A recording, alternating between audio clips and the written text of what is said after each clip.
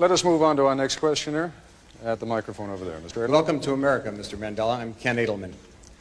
Those of us who share your struggle for human rights and against apartheid have been somewhat disappointed by the models of human rights that you have held up since being released in jail. You've met over the last 6 months 3 times with Yasser Arafat, who you have praised. You have told Gaddafi that you share the view on, and applaud him on his record of human rights and his drive for freedom and peace around the world.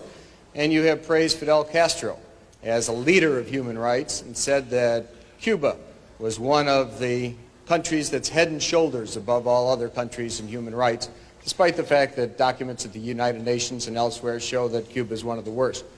I was just wondering, are these your models of leaders of human rights? And if so, would you want a Gaddafi or an Arafat or a Castro to be a future president of South Africa?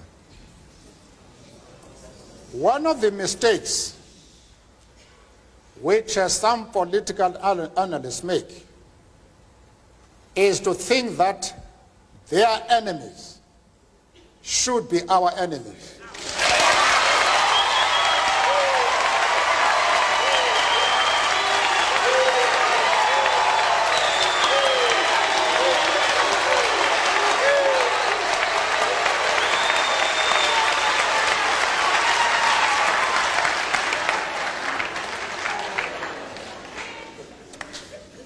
That we can and we will never do.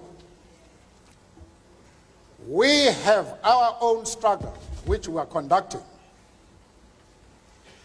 We are grateful to the world for supporting our struggle. But nevertheless, we are an independent organization with its own policy. And the attitude of every country towards, our attitude towards any country is determined by the attitude of that country to our struggle.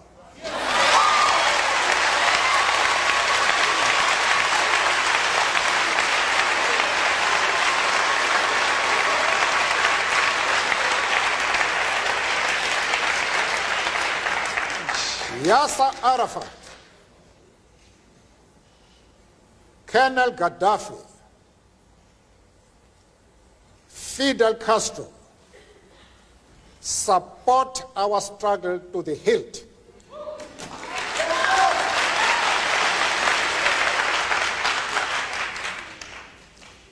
There is no reason whatsoever why we should have any hesitation about hailing their commitment to human rights as they are being demanded in South Africa.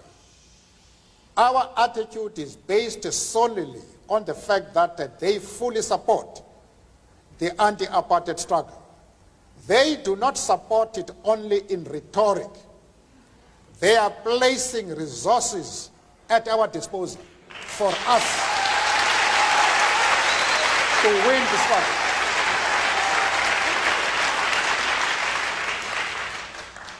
That is the position.